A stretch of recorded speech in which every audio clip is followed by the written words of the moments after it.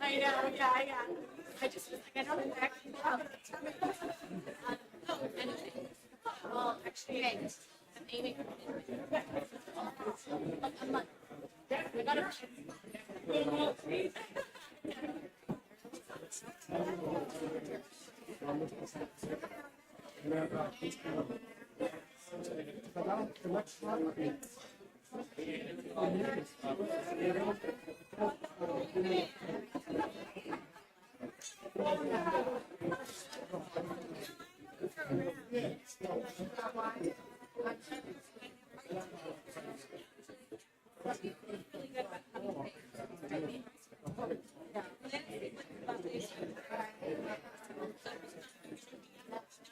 All right. Looks like kids are heading out. If you are in community class, we're over in the sanctuary. The rest of the kids can head to the Sunday school. And then we'll welcome everybody to come and grab a seat after you get your coffee and your bagels.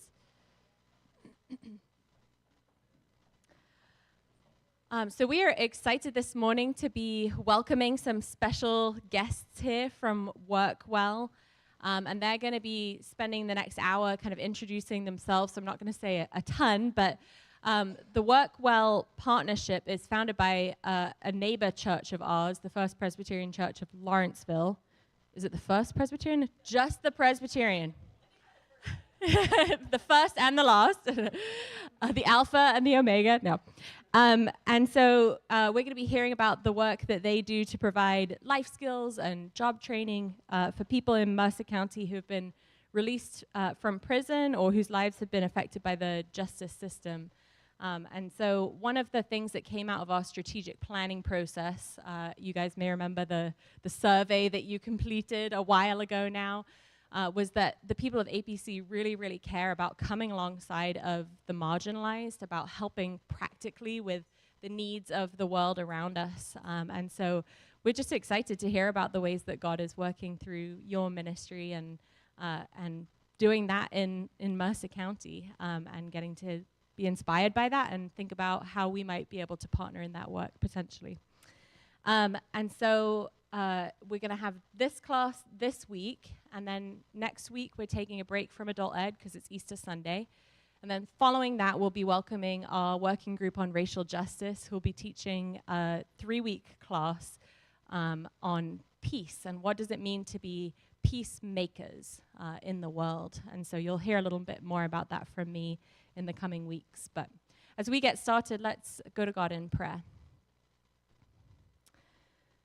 God, thank you so much for this morning. Thank you for these new acquaintances, brothers and sisters in you who are doing your work of reconciliation and redemption and renewal, bringing new life in this world. Thank you for WorkWell, for the many lives that they have impacted, for the ways that your Holy Spirit is working through them, just so close to us here in our neighborhood, God.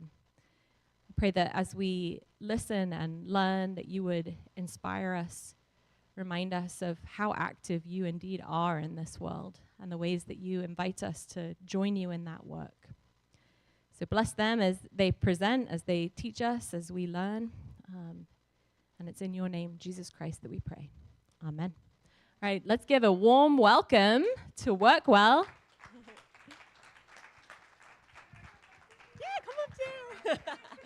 Thank you, Lindsay, and thank you, everyone, for being here. We're really excited to share with you about the work we're doing.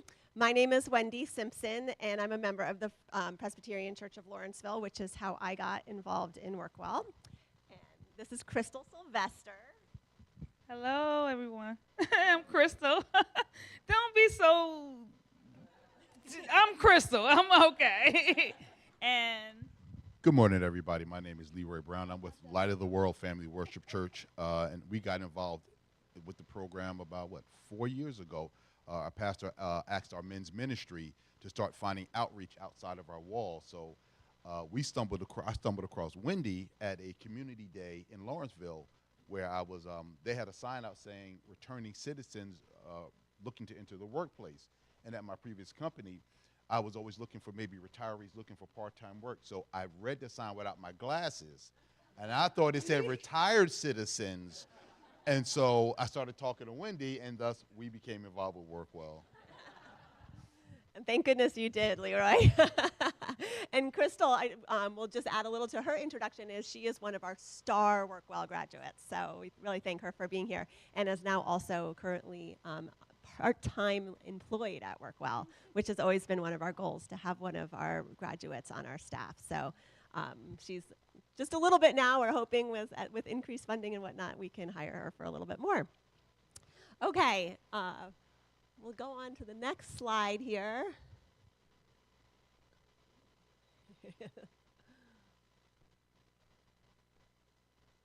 Not going?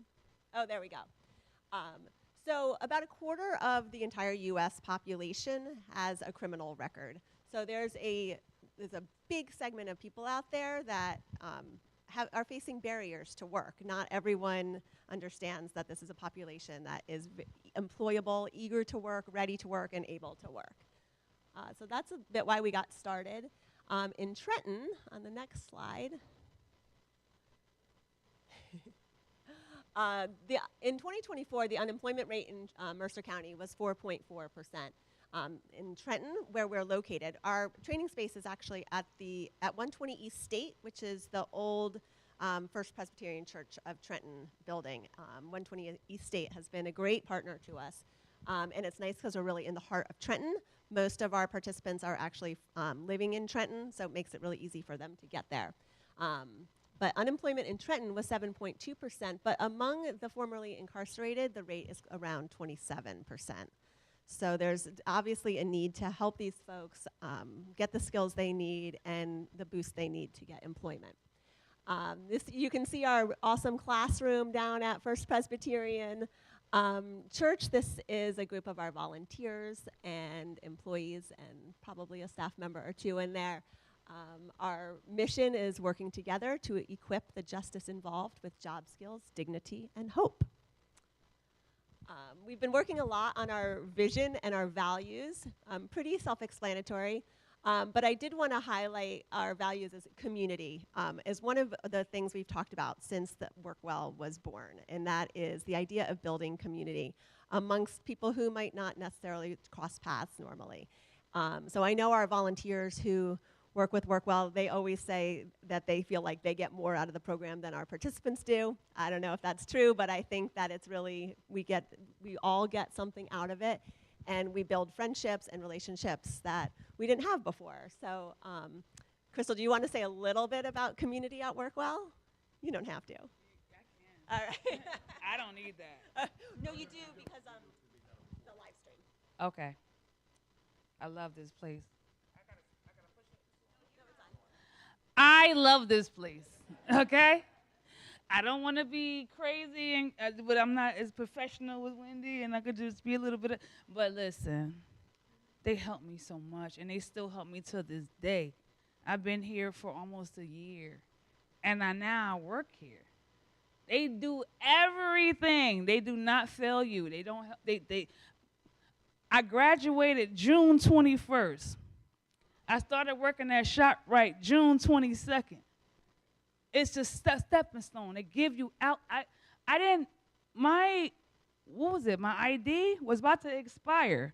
Go to motor vehicle, you're going to wait like a month. They got it to me in a week and a half. It's promising. You just got to get it. Allow it to work for you. They're going to lead you to the water. You just got to drink it.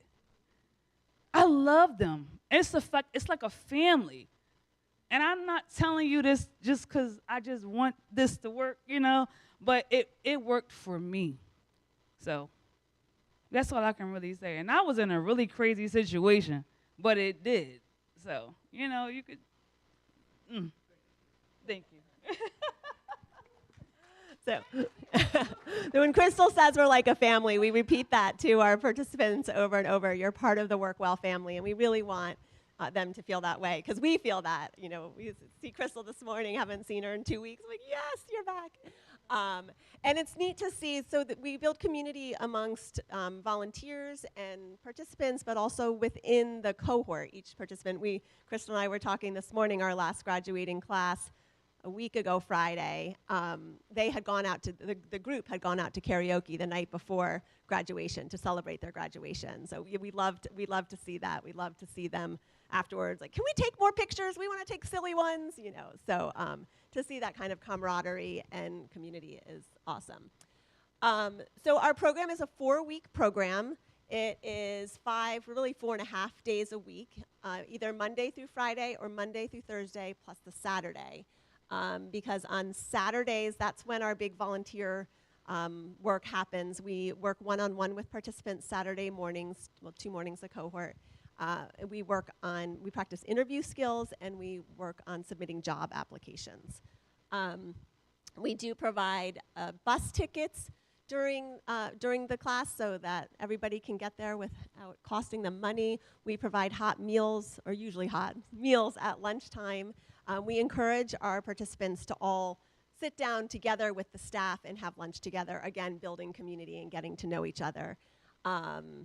And we also they receive a stipend. It's just an incentive. It is by far a living wage, but they receive $20 a day if they come to class. They do need to be on time. They need to be engaged. Every once in a while, we have someone falling asleep in the back of the classroom at their desk. Like, you need to participate. And then on graduation, if you haven't missed a day, you walk out with $400, which is a nice little boost. Yes? Eating together at the same table, that's the thing that's important. You have to eat at the same table. Come back from break, and then we all sit together and we eat. I don't know how many homes are doing that anymore, but we do. They do. That's a real important thing for us to do. And it brings you different, if you don't have it at home. And then they work with our career navigator, who also usually has an intern or two, usually from the College of New Jersey, to figure out what they might like to do. We talk about ABC: get a job, get a better job, get a career. So that first job isn't necessarily their dream job, but something that you can do working at ShopRite, get it on your resume, show some consistent employment to your next possible employer, gain that experience. So our career navigator will work one-on-one with them. And then they also meet with our manager of client services, who does wraparound services and helps connect them to social services, whether it's food stamps, ID issues, health insurance, or whatnot. So to be a part of WorkWell, you do need to have a criminal record. You have to be willing to work. You need to be at least 18 years old and be able to commit to our schedule. So we have a screening process that we go through. We want to make sure that the people we are enrolling are, ready to commit to this program. We have a great team. Crystal, we need to add you on here now. But we have an executive director, then our lead trainer. He does the teaching in the classroom. Andrea Curtin, she would be the one to connect our folks to social services. Polash, career navigator, which I just spoke about. And then Damon Jackson is sort of a jack of all trades. He's the one cooking the lunch and doing the dishes. He's also sort of kind of security-ish. We do lock the doors when the class is in session because we find in the middle of Trenton we have, and it being a church, people wandering in to ask for different kinds of help, and it was starting to be a little disruptive. So he monitors that, and also will substitute teach and just kind of chimes in. We have a great community network. One of the things when we started WorkWell is we know all these people are out there, but how do we find them? And both Task, Volunteers of America, and Rescue Mission, all three, from the start have been great about sending us referrals, but we're really excited about the relationships we've built with some of the government entities. And it's wonderful when we have a parole officer who is recommending one of their parolees to our program, and then they come to the program, and then the parole officer is at graduation celebrating with them. So seeing that kind of support is great. Or we have a man from the Mercer County Correctional Center who often comes to graduation because he knows some of our graduates and had sent them our way. So that's great. Training, I said we have a lead trainer, Anthony Batista, who is amazing, but we call in a lot of community partners to help with some of the other training. Pretty self-explanatory, but I will highlight Uplift Workforce Solutions is an organization in Philadelphia who does this work, and they were our mentor organization, helped us get up and running, shared their curriculum with us, really wonderful people, and so excited that someone else was doing this work in New Jersey and was so helpful to us. I would also just highlight down towards the bottom, Chase Bank. Shay Olaf from Chase Bank, community outreach type job. I can't remember his exact title, but he comes in and teaches financial literacy, but he also is available to help our participants open bank accounts when they are ready. And I love it. We had one of our participants was telling me that he went and opened a bank account at Chase, and I said, how'd it go? He's like, it was great. I walked in, he came, he shook my hand, he asked me if I wanted coffee, we went into his office. He was just like, he treated me so nicely. They're not used to this, a lot of our participants. In fact, I write our stipend checks, and probably a handful of times, not a lot, but I will get a call from our bank, and they will say, just wanted to make sure I have this man here cashing a check that you signed. I just want to make sure it's okay. I always say, yes, it is. Thank you for checking. Please congratulate him once again on his graduation. Because, that's their experience. Is it okay for me to cash this check instead of, come on in, shake my hand, let me introduce you, and let's open a bank account. And then he often will send us a picture of our graduate or participant at the ATM for the first time. So Chase has been a great partner. And we also have a chef that comes in who comes in once a cohort, which is really fun. Cook together, make a meal, all pitch in. They also talk about nutrition and healthy eating during that time. But it's a nice break, I think, from the day-to-day classroom listening. And it's always, I try to time my visits to WorkWell with the day the chef is there. And then we can go on to the next slide. These are some of the partners that help us with benefits. We have so many people with so many needs. Our one staff member, can't do it all, though she is supported by an intern or two usually. But we have all these partners who will help us connect them to services and needs. Just another little anecdote, we had a man, he came to us, he was 72 years old. He'd been incarcerated for 39 years. He came he had no ID, nothing. He was living with his sister. And I remember him telling me, he's like, Miss Simpson, it's not right. A man shouldn't be living in his sister's basement. I should be taking care of her. You know, he was very old school, and he wanted to be helping, but he was having trouble getting a job, especially without an ID. Well, after lots and lots, we found out his last name wasn't the last name he thought, or at least the one on his birth certificate. It wasn't even, the last name he was using was the name he was arrested under, but was not on his birth certificate. And he thought he was born in Trenton, but no, he was born in North Carolina. So that was weeks and weeks of trying to sort out those details and getting him his ID. But in the meantime, actually one of our partners there at the bottom, Children's Futures, said, does he have a social security number? We will hire him. And so, yeah. So they hired him, and I just always think, he told me, he's like, when I get a job, I'm going to walk home to my sister with a Kool-Aid smile on my face. So I hope he had that Kool-Aid smile on his face. And now he actually is working a second job, and he stopped by the last cohort, and one of the women in that cohort was telling me about him, that he came in and he said he's got 2 jobs.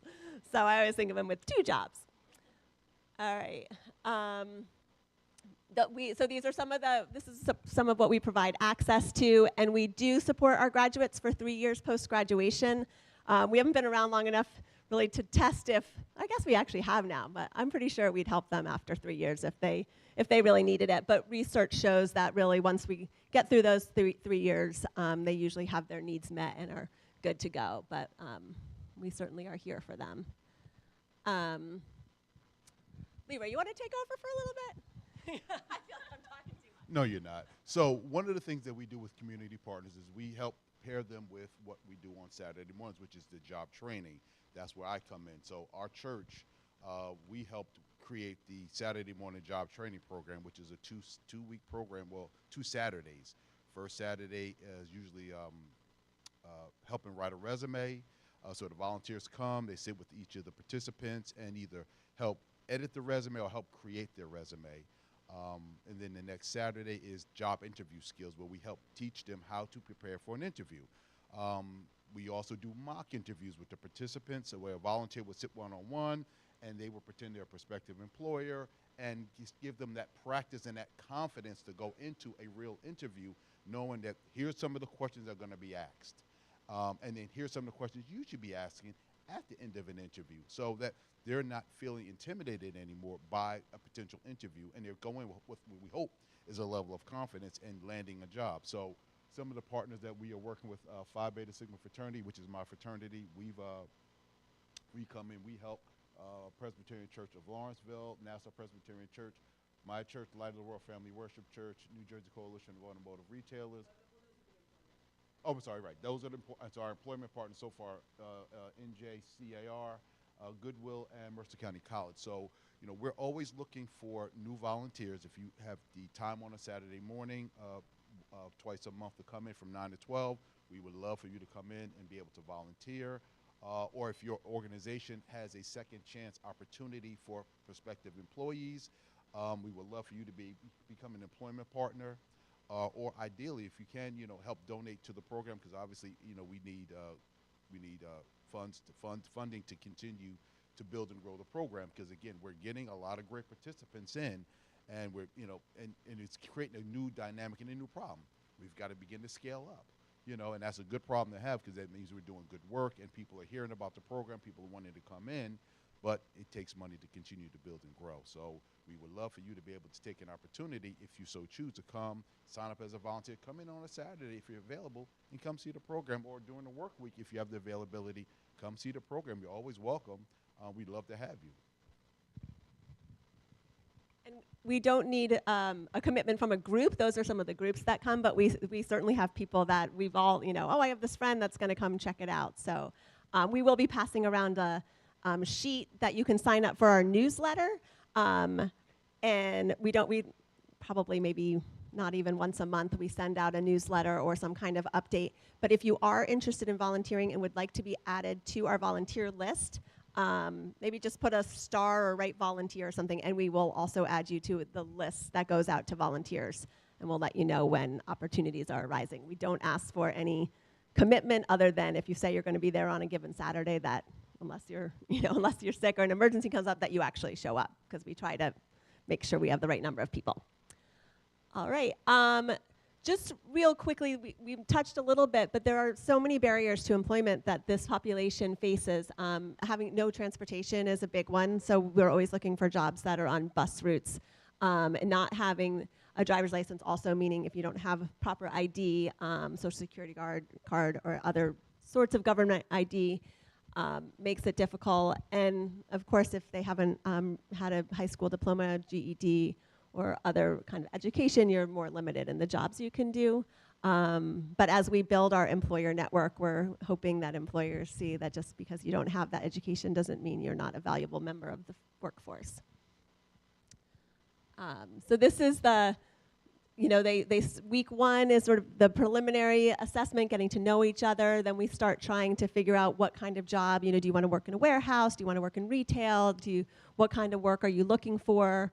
Then we start to ramp up that job search, and hopefully by week 4 they have a job. I will say that's not usually the case. We have 2 weeks between each cohort because we're realizing it really does take a little bit more time by the time you get that resume, submit those applications, have that phone screen, then have another interview and whatnot. So we have 2 weeks between cohorts where our staff continues to support the recent graduates and get them settled.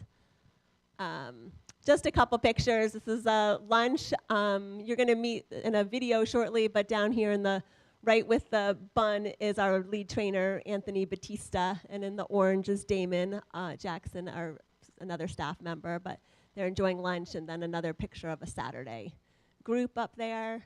There's Crystal, famous.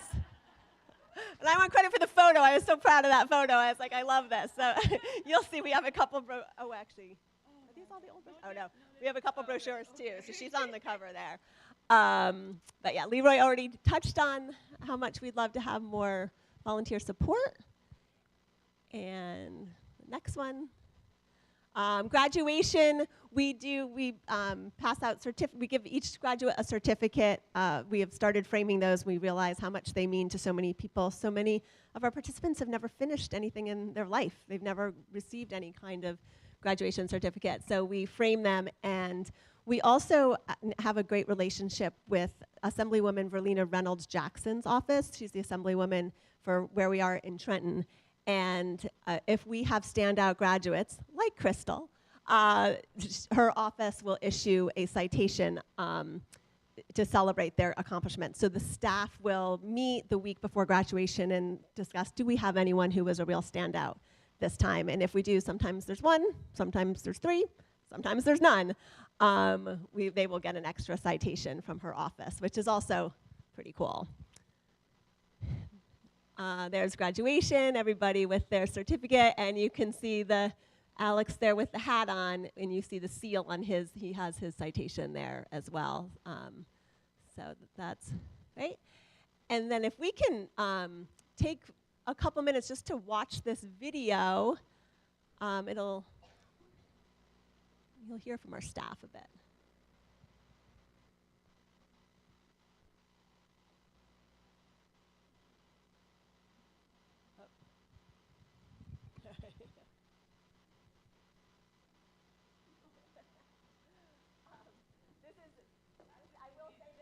I will say this video is, it's been a little bit of time in the making, and it's not quite perfect. There's still some things we want to change and update, but I feel like it's good enough to share with you all. So you're saying that if you pick your words wisely and you learn how to communicate effectively, certain things could be avoided. I'm a big believer that communication stops wars. If we just talk a little more, we'll fight a little less. You send a message, and then in this space, this magical space, teaching is it's my passion that I didn't know I had until I was selected to do so in the military. I feel that This country is designed for all of us to thrive. This population, though, they need help. They need a group of people like people in WorkWell to teach them that there are people fighting for them, and there's reasons why they could improve and live a better lifestyle. These are all volunteers who come and who care about the work we do. The WorkWell Partnership is a nonprofit based in Trenton. We serve the justice-involved individuals in Mercer County who are interested in reorienting their life towards focusing on employment. The first weekend, they work one-on-one with volunteers to create their resumes. And then the following Tuesday, we start with job applications. So we want them to feel confident, and we want them to feel ready for all the questions that they might get. And so as a part of our interview training, we teach them to talk very succinctly and briefly about these were the type of charges that I had, I served time, but then very quickly pivoting to lessons learned, remorse, and then steps that they've taken to change and to sustain that change. The most exciting thing is to have someone during our program come from an interview and say, I got that job. I got the job. I knew you did. You know what I mean? It's all the step, man. All the step. Every person that we've interacted with, if they're open to that communication and to that teaching and to that coaching, they often garner jobs, they live in a better lifestyle, they do not go back, and in turn it makes the community safer. When I first walked into WorkWell, I didn't know what to expect because I was a little on the fence whether I should come or not. But once I came into here, the presence in the room was welcoming. They were so polite and so pleasant, and you just feel like this is the place to be. It's all about really growing partially our employer base, right? We want employers to hear about the program because a lot of challenges here is finding employers that are willing to work with us. These are individuals that are often going to be your best employee, and really be grateful for that opportunity. And then of course with any of this, it's all about funding and donors and getting the money, because it takes money to run these programs. This is real work. This is real work, but it's satisfying. Yeah, it's very satisfying. It can be. There are times where it's hard, but more than that, there are times where you're just happy for the people that, they're getting on their feet, and you can see them. You're watching them getting on their feet. You're watching them going through the struggles that the average person is going through themselves, and that's a beautiful thing. Yeah, it's beautiful to see. I feel comfortable. I'm relaxed. I'm relaxed. You should feel happy that I'm relaxed. This is not really a job. It's really a mission and a labor of love. The goal is that when people think of reentry in Mercer County, WorkWell will come to mind, that we will be a brand that is associated with reentry in this area. Well, I never did a vision board. Like this right here, this is my story though. But you feel the sincerity of the people around you, and you present, so like you're here. So it's not like you're incarcerated and they telling you all of these things that you need to do when you get home. These people is right here experiencing, and they understand all of the barriers and issues that we run into. Trying to succeed coming home from prison is motivational. So, go there, they're gonna support you. They're gonna give you all the tools you need, to find work if that's what you out here, looking for. And a lot of us need to be out here looking for that. So then this is a program that's going to steer you in the right direction, and they're going to give you the support you need. Mr. Lonnie Wilkerson.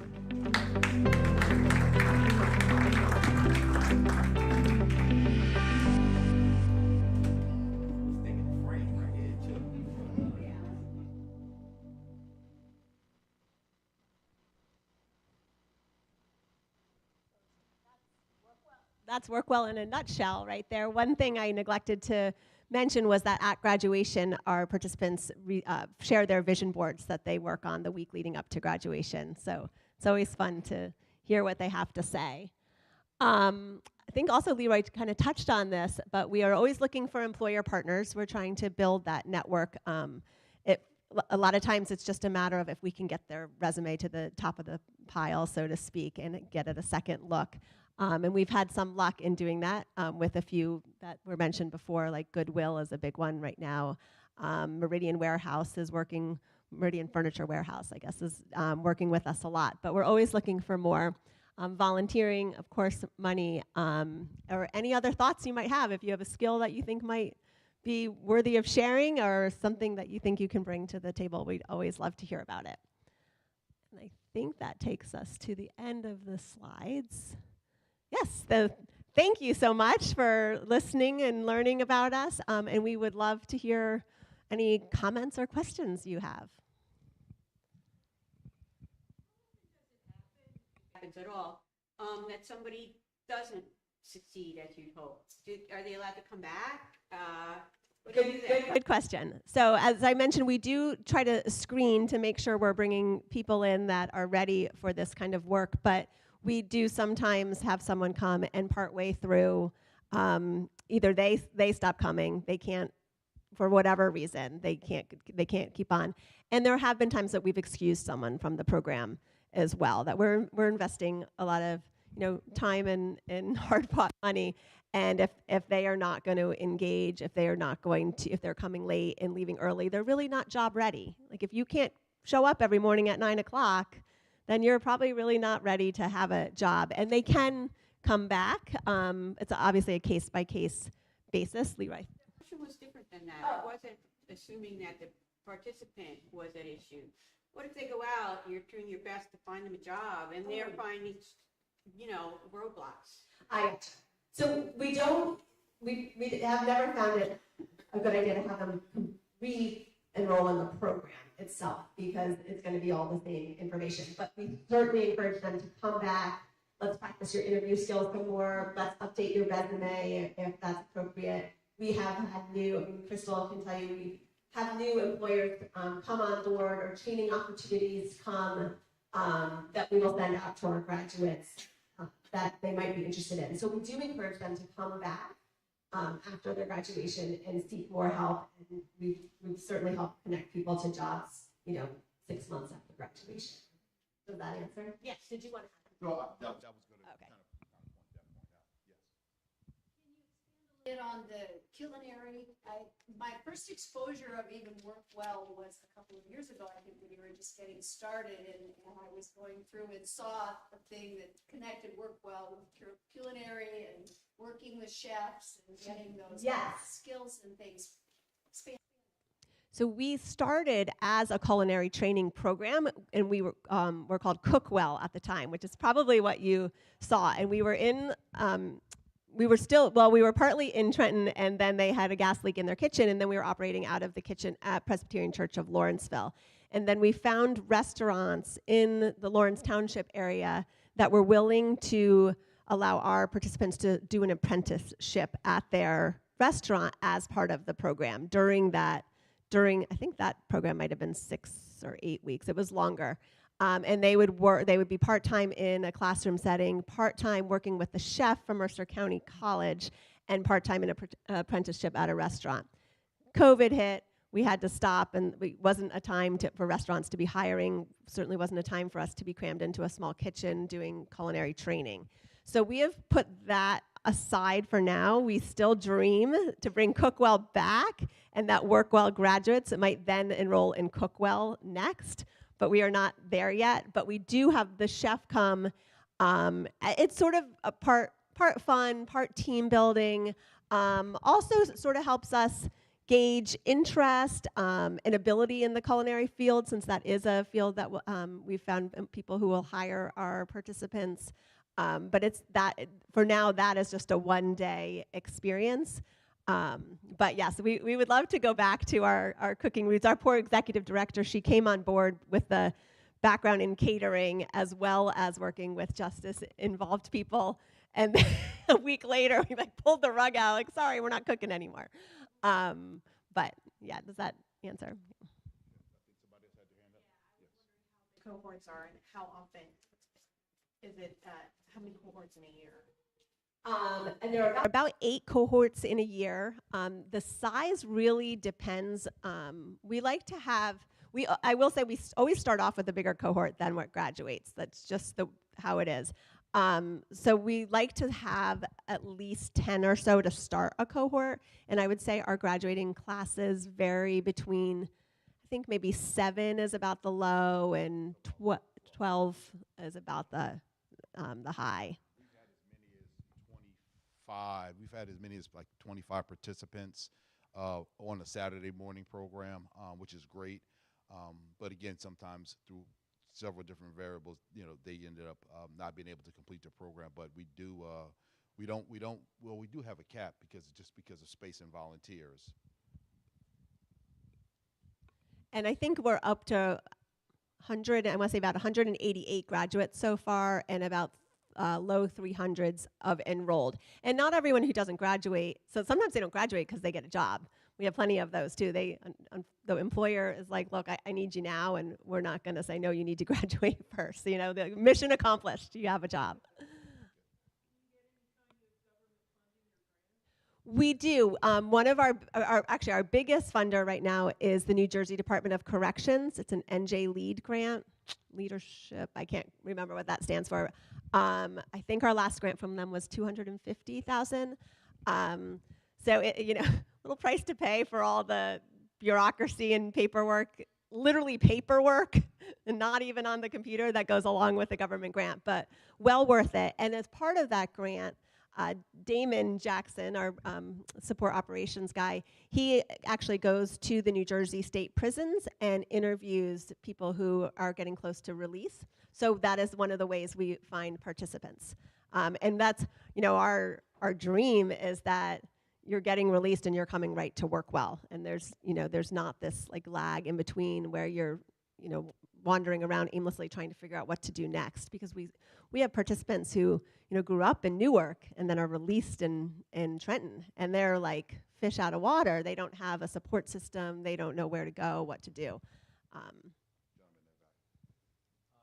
have a lot of ideas of why, but I'm curious for each of you, why do you feel like this work is just so important right now?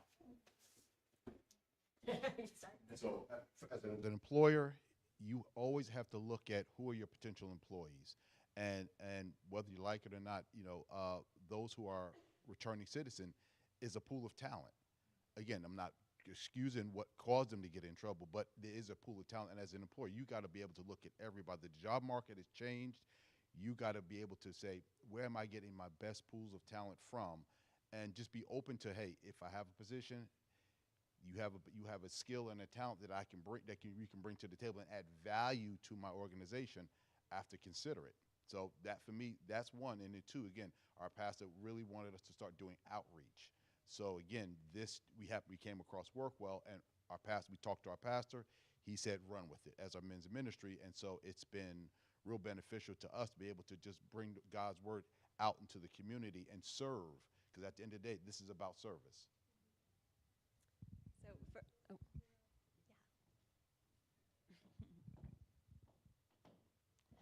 One thing about me and my graduates, my sisters and my brother, because that's what I call them, don't judge us.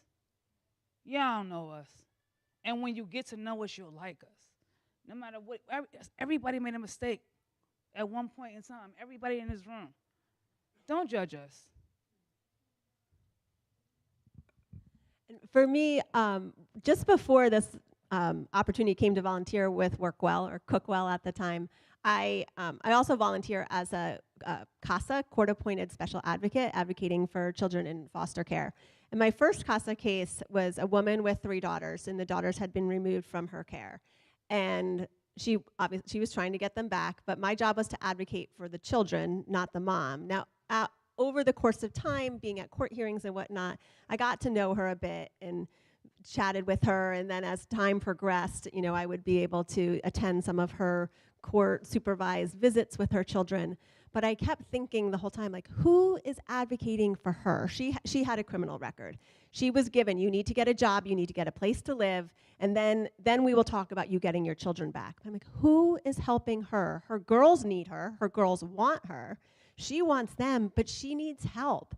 And the public defender assigned to her case, they have a caseload this high, so they're not really helping her get these, go through these steps and get these. And when this came, I was like, oh, I can be on that side a little and try to help these people just get a leg up. Like I said, a lot of them are trying to separate from their past, so they don't necessarily have a support network. Crystal does have a support network, which is great. But some of our participants, they're trying not to have anything to do with the people they were associating with before their time, and now they're trying to start fresh. So who's there for them? So I feel like for me, that's a really important piece. Like we're here for you, we will help you, and we will help you go forward and not backwards. Counseling wise, I saw that you had trauma workshop. And again, speaking of someone, to be kind of on their side, do you set them up with like therapists? Like, how does that, because that's, Yeah, that's big. Yeah. We do, and we also, as in the screening process, if we come across people, obviously there's a lot of mental health issues in our community, and if our manager of client services feels that this person mental health-wise is not ready for a job, she will refer them to an organization to get the help they need and say, why don't you do this for a bit and come back to us when you're ready. But yes, also in the course of our program, we will refer people for help if they need it. And a lot of our, we didn't really touch on the curriculum, but a lot of our curriculum, it's anger management, it's conflict resolution, it's a lot of those soft skills.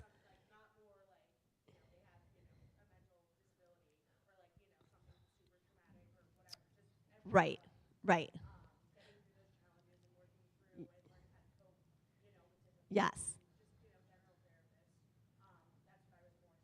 Yeah, and let's face it, they've been in prison, so they've had trauma, right there. Everybody has experienced trauma. So we have different people come in, more experts in that field to do some of those trauma workshops with them, and our staff has undergone some of that training as well. But yeah, that's a very important piece. Government funding, are you allowed or do you try to connect them to a church network, which is where they might really gain some stability, or are you sort of in a position of staying away from it? You're right. The government funding, we have to be careful that we are not a religious organization, which is why we had to, on paper separate from the Presbyterian Church of Lawrenceville and become our own 501c3. But we do have, Leroy from Light of the World, there's a bunch of men and women, actually, there's a combo, come down. So we always are mentioning that in the course of our Saturdays, hey, we're here if you'd ever, if you're interested. If sometimes a participant or a graduate in their vision board will put as part of their vision is finding a church community, and if that's the case, then we will say, we have some ideas for you. We also have, there's a church, Grace Bridge Ministries is its name. It's, I think they're currently located at in the same building as St. Bartholomew's down in Trenton Lutheran Church. Reverend Eric Kussman at that church is on our board. But Pastor Willis Robinson, who is at Grace Bridge, he has lived experience, and he comes almost, like religiously, no pun intended, the first Saturday of every cohort and shares a little of his background and sort of a you can do this pep talk for them, and then always leaves his cards. So we try to offer that subtly. We haven't had a whole lot of luck connecting too many, but do you want to add? Yeah, the churches are a big component to the WorkWell success. We don't push anybody to church per se, but churches are, again, serve as our volunteers. They bring in resources to us. So, churches are a big component. Again, we just don't push people that, you have to do this or you have to do this with the church. So, yeah. If they find their way to us, if they find their way to the church, everybody's doors are open. So. One of our very first cohorts, we had a woman who came to the Presbyterian Church of Lawrenceville several times, and it was nice to see. But yes. How successful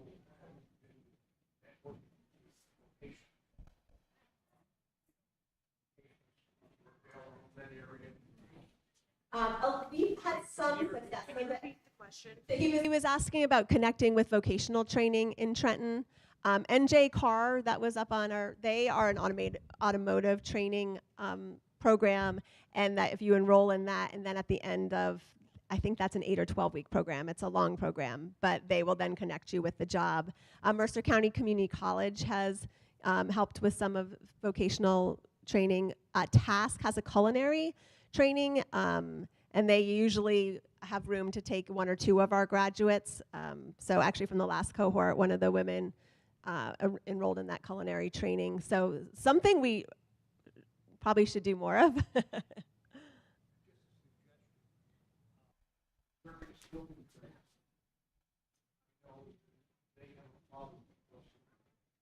Employment, a lot of places that will be employed, a lot of people not accepting help. But just a suggestion, network with the local politicians to work with these various building trades. Start out with a totally assignment, one person that you feel that is successful and has potential to accept them. They can work them into their program. Perhaps it doesn't necessarily have to be their vocational program. It's sort of a sub-program, things that you could work on to create a training program. Great idea. Yeah. Lindsay. I was going to ask about like how WorkWell started and how long it's been going for, and like what prompted the original. So it's funny you mentioned your strategic plan, because that is exactly how it came about at PCOL, was a strategic plan. And then it was, I think, about 2 years of work of trying to figure out what this might look like. And that's when we started the culinary training that I talked about, CookWell.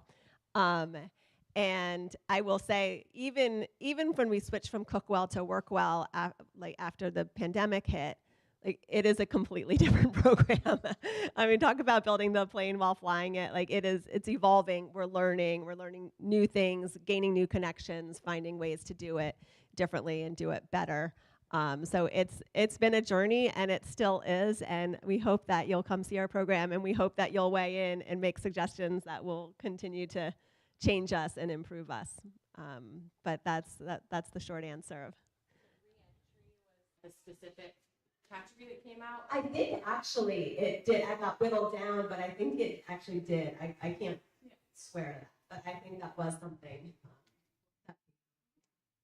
Yeah, just to follow up on that, what's the long-term, you mentioned follow-up of clients after, and I'm not sure how long you've been around to follow up, but how are you finding that as far as how they're doing? Yeah, and after they graduate, and then you said you do connect with them? We do. It is challenging. People change their phone numbers, people move, people just disappear. And then there's, see this one guy, I see him almost every time I go to WorkWell. He's, still kind of hanging out on the streets. You're like, oh, come on.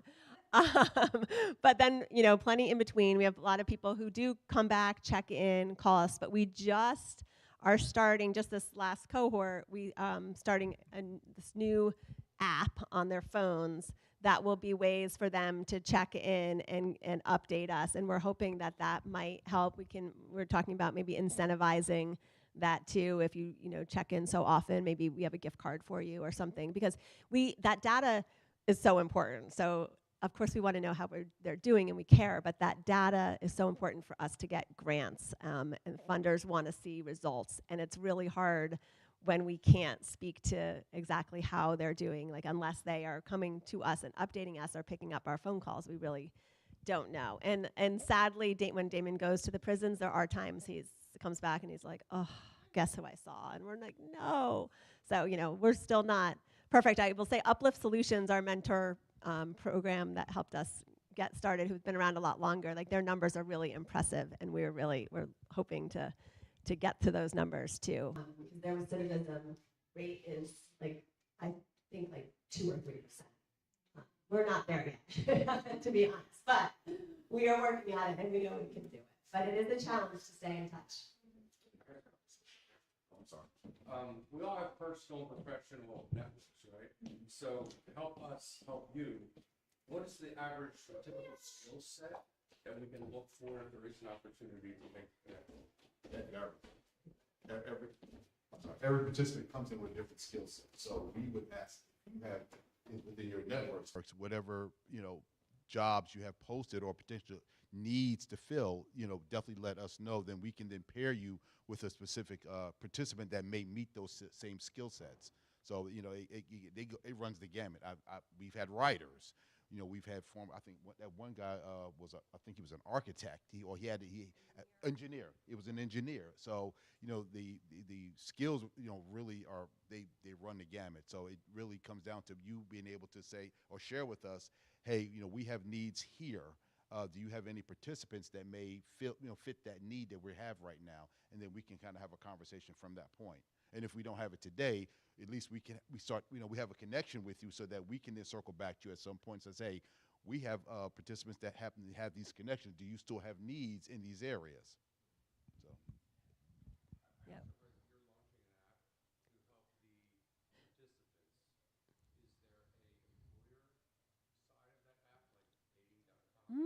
Yeah.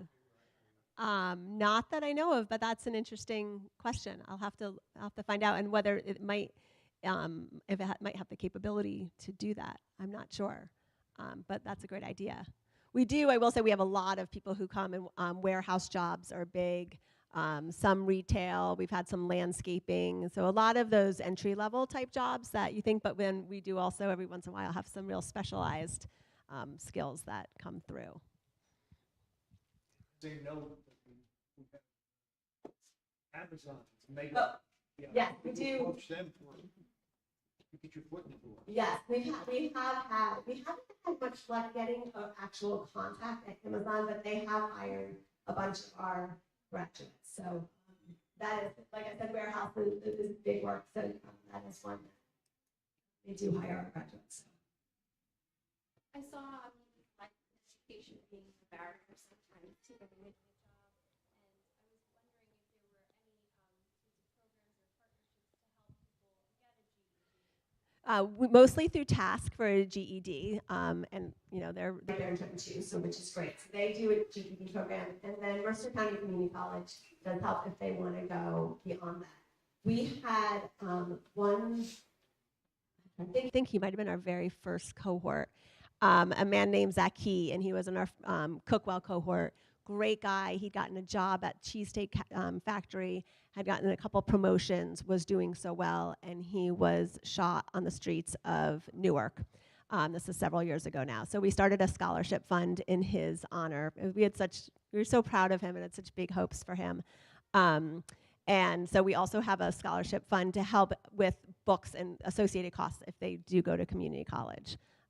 And Mercer County they come and present to our cohorts so that they can sort of push that idea too. He was killed, yes, I'm sorry. Yep. I think it's called NJ Return and Earn program for employers that are able to hire people that are on unemployment for some kind of an extended time. So the employers end up getting some kind of financial benefit from that. I would hope that those types of programs will be available to you as well, or if they're not, can you get into those programs so that employers would have an additional incentive to sort of give your applicants an opportunity? Those are great programs, but unfortunately what happens is with employers sometimes they have a finite window. So they will hire, and then once the benefit is used, they let them go. So that's the downside to that program. They definitely use it to their advantage. So there's that, and this is going to be a plug to follow our Facebook page if you're on social media. There's a great roundtable discussion that aired on ABC last weekend, talking about the benefits of hiring people with backgrounds, and it was great. I think the CEO of Goodwill Industries International was on and spoke a lot about the benefits of hiring this part of the workforce. So, that it's trying to get people to change their mind about the benefits of hiring people. I always, Leroy tells them all the time, like, you want this probably much more than someone without a background does. And let that passion, let that drive show in your interview. Like, I want this so badly. I am going to be such a good employee. I am not going to screw up. Like, that's why you should hire me. Where this guy, he's like, yeah, maybe I'll be nice to get a new job. Let's see what happens. So, try to differentiate yourself there. I also just thinking of Leroy, because I was running around my house this morning, and Leroy was in my head because he teaches this Saturday program, and he's always like, if you're not early, you're late. If you're not early, you're late. And I'm like, look at the clock. I'm like, we got to go. If we're not early, we're late. And then I live in Lawrence. I have not left my house yet. In Crystal texts, I'm here. I'm like, oh my gosh, she's a half an hour early. So if you're not early, you're late. So I'm looking at the clock. I think we are probably out of time. But we will stick around. We have some brochures if anyone's interested. Our website is workwellpartnership.org, easy to remember. Like I said, we're also on social media, Facebook, Instagram, LinkedIn, all WorkWell Partnership. We'd love to have you stay in touch with us. And yes, if you signed up for our newsletter, you will be hearing from us. I think the next newsletter is going to have a little story about the karaoke night that our last graduates, written by one of our graduates, which is extra cool. But we'll stick around if you have more questions. But thank you so much. Happy Easter. I really appreciate your time. I just didn't even respond to one person. Someone said, well, how do you keep in touch with us? They email us every week. And they call us every week, okay? They are on it. Palash, yes, is on it every week. He does not stop. So if you're, it's like a PSCNG thing, whatever it is. If you're interested, go do it. Like, he does not stop. So, yeah, I just had to say that.